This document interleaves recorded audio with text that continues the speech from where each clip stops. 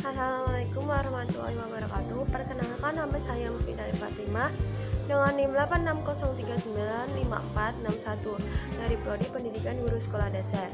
Di sini saya akan menjelaskan hubungan timbal balik antara filsafat ilmu dan pendidikan.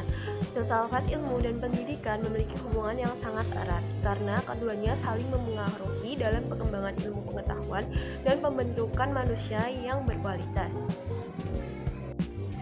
Pertama-tama, kita akan membahas bagaimana filsafat ilmu mengawasi dan memperkuat eksistensi keilmiahan serta nilai dalam pendidikan. Filsafat ilmu bertindak sebagai penjaga gerbang akademik. Nah, yang pertama, eksistensi. Dalam eksistensi ini, filsafat ilmu menegaskan posisi ilmu pendidikan sebagai disiplin mandiri yang sah, bukan sekedar cabang dari sosiologi atau psikologi. Nah, yang kedua yaitu keilmiahan. Filsafat ilmu dalam keilmiahan memastikan bahwa metode riset pendidikan baik kuantitatif maupun kualitatif memiliki dasar logika yang valid dan dapat dipertanggungjawabkan secara ilmiah. Nah, yang ketiga, filsafat ilmu mengontrol agar praktik pendidikan tidak sekedar sebagai mesin pencetak tenaga kerja, melainkan tetap memanusiakan manusia sesuai dengan nilai kemanusiaannya. Nah, yang kedua yaitu bagaimana pendidikan yang bermakna dan bernilai juga turut memperkuat perkembangan filsafat ilmu.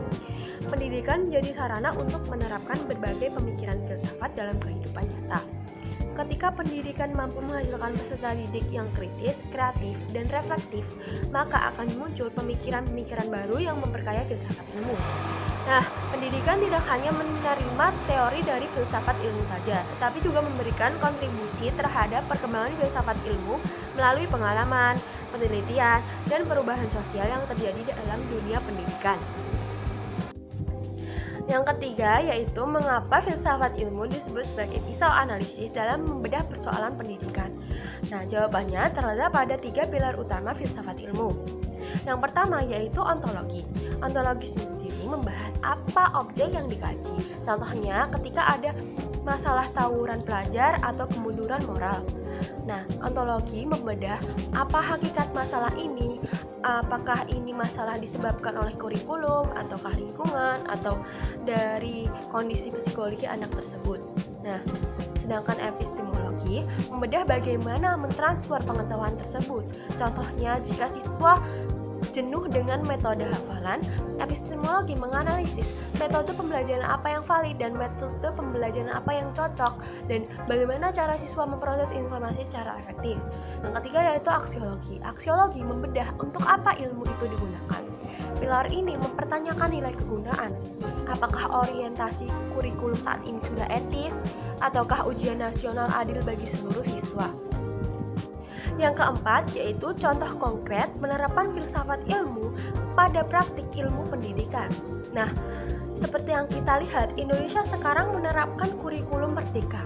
Secara ontologis, kurikulum merdeka memandang bahwa hakikat siswa adalah individu yang merdeka dan berpotensi unik yang beragam, bukan sekedar kertas kosong saja. Secara epistemologis, pendekatan pembelajarannya berpusat pada guru. Yang awalnya berpusat pada guru, sekarang digeser menjadi pembelajaran berbasis proyek. Hal ini bertujuan agar siswa mengkonstruksi pengetahuannya sendiri secara aktif.